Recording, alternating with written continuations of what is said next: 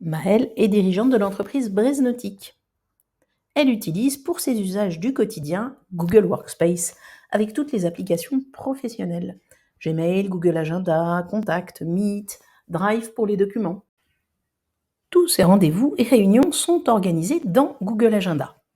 Maëlle passait un temps infini à organiser ses rendez-vous par mail ou par téléphone, étant souvent obligée de les remettre quand son invité ne répondait pas rapidement.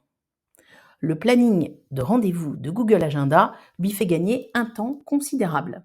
Elle a inséré un lien sur son planning de rendez-vous dans sa signature mail et a envoyé son mail à Erwan pour trouver un créneau de disponibilité commun. Erwan va cliquer sur le lien qui est dans la signature de Maëlle pour pouvoir trouver le meilleur créneau commun de disponibilité.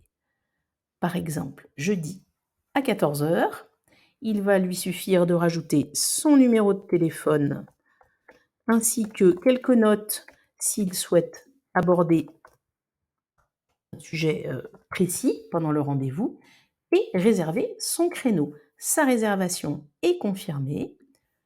Erwan a reçu un mail de confirmation et il va retrouver dans son agenda le rendez-vous prévu le 19 à 14h avec l'adresse du rendez-vous ainsi que les différentes notes qu'il a pu ajouter. Bien entendu, le rendez-vous se retrouve aussi dans l'agenda de Maëlle avec toutes les données saisies par Erwan accessibles.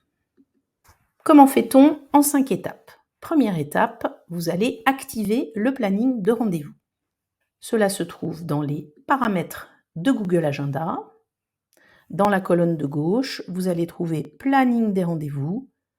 Cela va vous permettre d'activer l'option Créer des plannings de rendez-vous au lieu de créneaux horaires. Deuxième étape, vous allez pouvoir maintenant créer un planning de rendez-vous dans Google Agenda. Le bouton Créer se trouve en haut à gauche et vous trouverez l'option Planning des rendez-vous à ce niveau-là. Troisième étape, paramétrer le planning de rendez-vous. Tout d'abord, vous allez donner le titre de l'événement qui apparaîtra dans l'agenda de votre invité et le vôtre, rendez-vous avec Breznautique. Définir la durée des rendez-vous, 1 heure.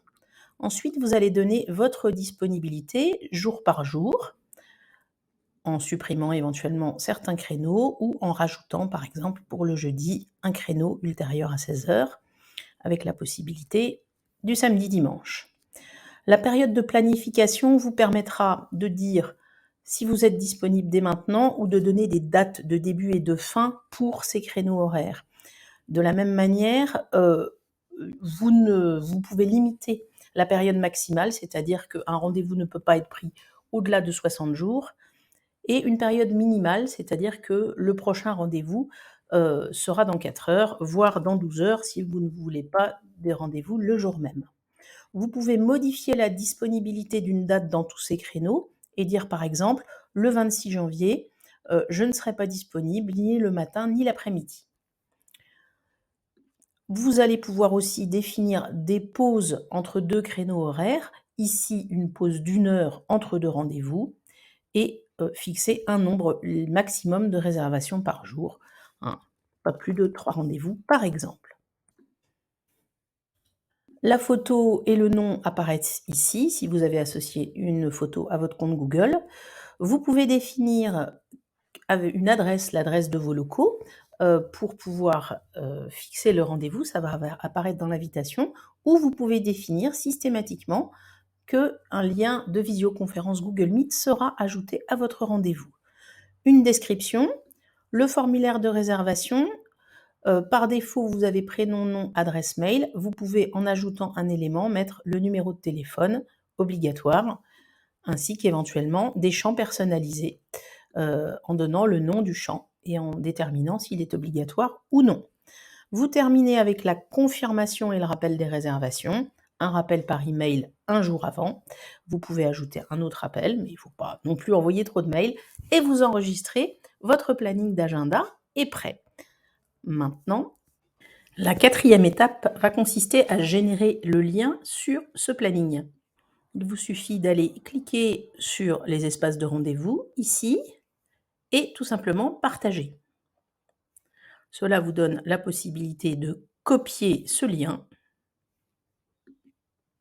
La dernière étape va consister à ajouter le lien à sa signature. Les paramètres de Gmail, voire tous les paramètres, vont vous permettre d'accéder à votre signature et de rajouter ici un lien,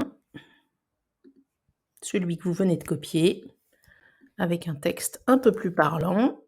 Cliquez ici pour prendre rendez-vous. Vous n'oubliez pas d'enregistrer vos paramètres et votre prochain message contiendra le lien sur le planning de rendez-vous que vous proposez à vos destinataires.